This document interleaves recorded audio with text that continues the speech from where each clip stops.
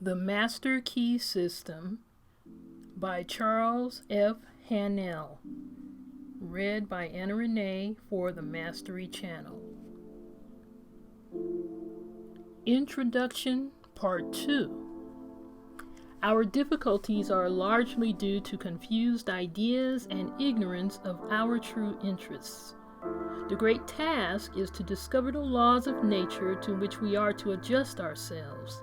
Clear thinking and moral insight are, therefore, of incalculable value. All processes, even those of thought, rest on solid foundations. The keener the sensibilities, the more acute the judgment, the more delicate the taste, the more refined the moral feelings, the more subtle the intelligence, the loftier the aspiration, the purer and more intense are the gratifications which existence yields. Hence it is that the study of the best that has been thought in the world gives supreme pleasure. The powers, uses, and possibilities of the mind under the new interpretations are incomparably more wonderful than the most extravagant accomplishment or even dreams of material progress. Thought is energy. Active thought is active energy.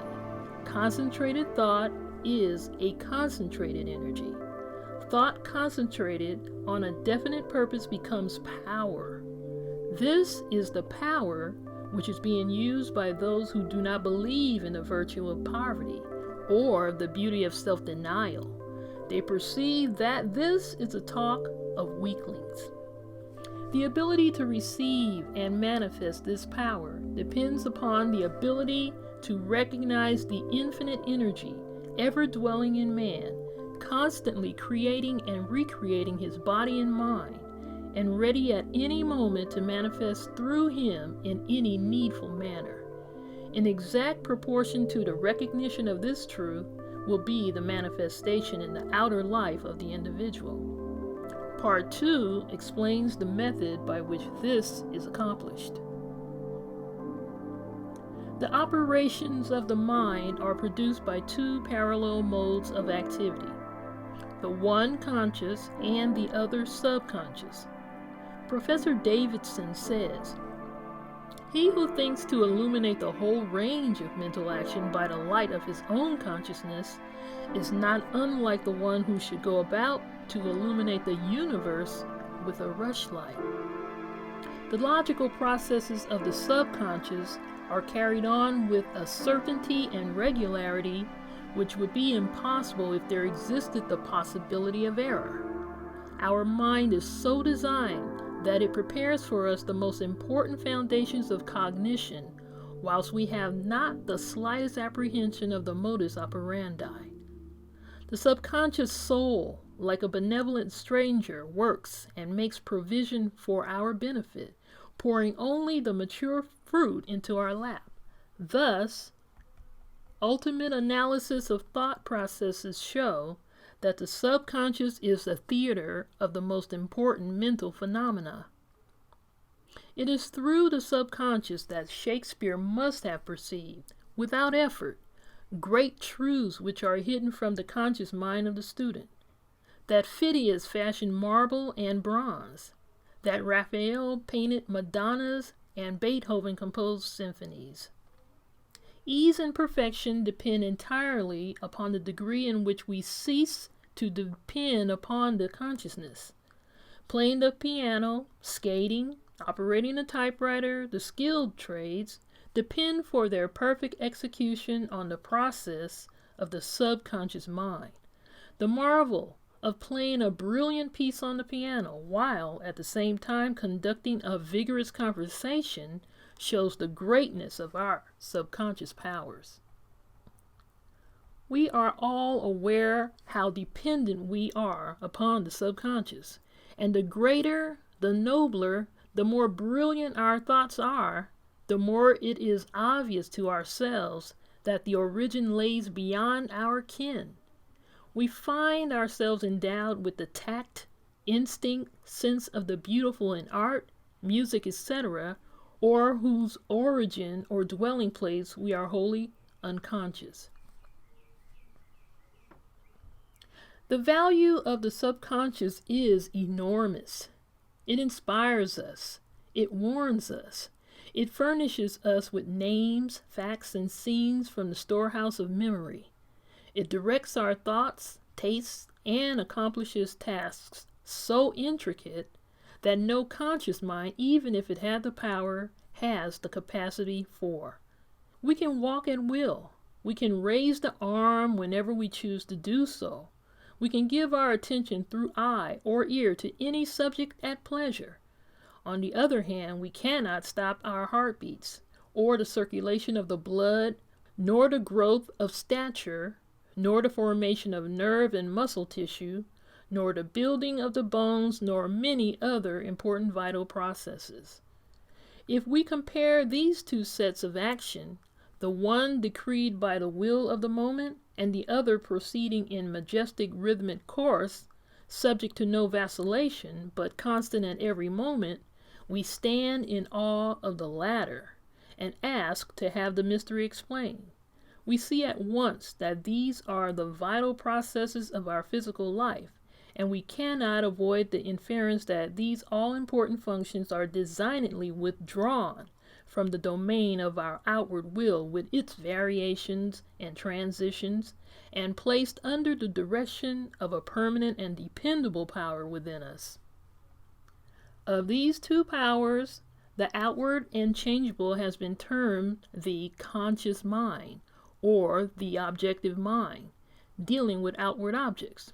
The interior power is called the subconscious mind, or the subjective mind, and besides its work on the mental plane, it controls the regular functions which make physical life possible.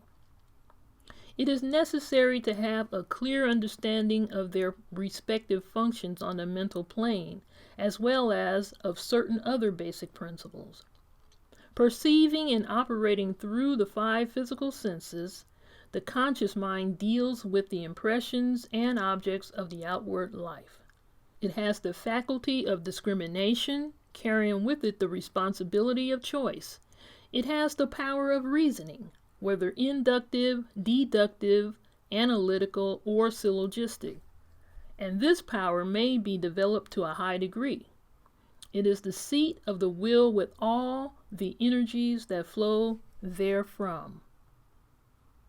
Not only can it impress other minds, but it can direct the subconscious mind. In this way, the conscious mind becomes the responsible ruler and guardian of the subconscious mind. It is this high function which can completely reverse conditions in your life. It is often true that conditions of fear, worry, poverty, disease, inharmony, and evils of all kinds dominate us by reason of false suggestions accepted by the unguarded subconscious mind. All this the trained conscious mind can entirely prevent by its vigilant protective action. It may properly be called the watchman at the gate of the great subconscious domain. One writer has expressed the chief distinction between the two phases of mind as follows. Conscious mind is reasoning will. Subconscious mind is instinctive desire, the result of past reasoning will. The subconscious mind draws just and accurate inferences from premises furnished from outside sources. Where the premise is true, the subconscious mind reaches a faultless conclusion. But where the premise or suggestion is in error, the whole structure falls. The subconscious mind does not engage in the process of proving. It relies upon the conscious mind, the watchman at the gate, to guard it from mistaken impressions. Receiving any suggestions as true, the subconscious mind at once proceeds to act thereon in the whole domain of its tremendous field of work. The conscious mind can suggest either truth or error. If the latter, it is at the cost of wide-reaching peril to the whole being. The conscious mind ought to be on duty during every waking hour. When the watchman is off guard, or when its calm judgment is suspended under a variety of circumstances, then the subconscious mind is unguarded and left open to suggestions from all sources. During the wild excitement of panic, or during the height of anger, or the impulses of the irresponsible mob, or at any other time of unrestrained passion, the conditions are most dangerous. The subconscious mind is then open to the suggestions of fear, hatred, selfishness, greed, self-deprecation, and other negative forces derived from the surrounding persons or circumstances. The result is usually unwholesome in the extreme, with effects that may endure to distress it for a long time. Hence, the great importance of guarding the subconscious mind from false impressions. The subconscious mind perceives by intuition. Hence, its processes are rapid. It does not wait for the slow methods of conscious reasoning. In fact, it cannot employ them. The subconscious mind never sleeps, never rests, any more than does your heart or your blood.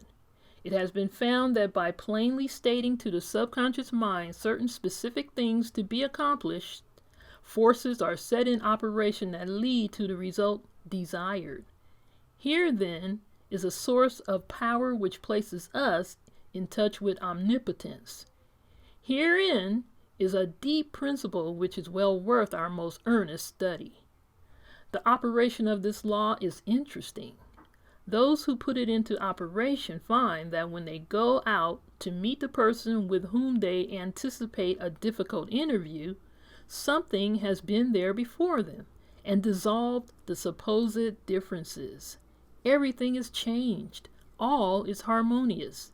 They find that when some difficult business problem presents itself, they can afford to make delay and something suggests the proper solution. Everything is properly arranged. In fact, those who have learned to trust the subconscious find that they have infinite resources at their command. The subconscious mind is the seat of our principles and our aspirations. It is the fount of our artistic and altruistic ideals. These instincts can only be overthrown by an elaborate and gradual process of undermining the innate principles. The subconscious mind cannot argue controversially. Hence, if it has accepted wrong suggestions, the sure method of overcoming them is by the use of a strong counter-suggestion, frequently repeated, which the mind must accept, thus eventually forming new and healthy habits of thought and life. For the subconscious mind is the seat of habit. That which we do over and over becomes mechanical. It is no longer an act of judgment, but has worn its deep grooves in the subconscious mind. This is favorable for us if the habit be wholesome and right. If it be harmful and wrong, the remedy is to recognize the omnipotence of the subconscious mind and suggest present actual freedom. The subconscious, being creative and one with our divine source, will at once create the freedom suggested. To sum up, the normal functions of the subconscious on the physical side have to do with the regular and vital processes, with the preservation of life and the restoration of health, with the care of offspring, which includes an instinctive desire to preserve all life and improve conditions generally. On the mental side, it is the storehouse of memory. It harbors the wonderful thought messengers who work unhampered by time or space. It is the fountain of the practical initiative and constructive forces of life. It is the seat of habit. On the spiritual side, it is a source of ideals, of aspiration, of the imagination, and is the channel through which we recognize our divine source. And in proportion as we recognize this divinity, do we come into an understanding of the source of power. Someone may ask, how can the subconscious change conditions? The reply is, because the subconscious is a part of the universal mind, and a part must be the same in kind and quality as the whole. The only difference is one of degree. The whole, as we know, is creative. In fact, it is the only creator there is. Consequently, we find that mind is creative, and as thought is the only activity which the mind possesses, thought must necessarily be creative also. But we shall find that there is a vast difference between simply thinking and directing our thought consciously, systematically, and constructively. When we do this, we place our mind in harmony with the universal mind. We come in tune with the infinite. We set in operation the mightiest force in existence, the creative power of the universal mind. This, as everything else, is governed by natural law, and this law is the law of attraction, which is that mind is creative and will automatically correlate with its object and bring it into manifestation. Last week, I gave you an exercise for the purpose of securing control of the physical body. If you have accomplished this, you are ready to advance. This time, you will begin to control your thoughts. Always take the same room, the same chair, and the same position if possible. In some cases, it is not convenient to take the same room. In this case, simply make the best use of such conditions as may be available. Now, be perfectly still as before, but inhibit all thought. This will give you control over all thoughts of care, worry, and fear, and will enable you to entertain only the kind of thoughts you desire. Continue this exercise until you gain complete mastery. You will not be able to do this for more than a few moments at a time, but the exercise is valuable because it will be a very practical demonstration of the great number of thoughts which are constantly trying to gain access to your mental world. Next week, you will receive instruction for an exercise which may be a little more interesting, but it is necessary that you master this one first.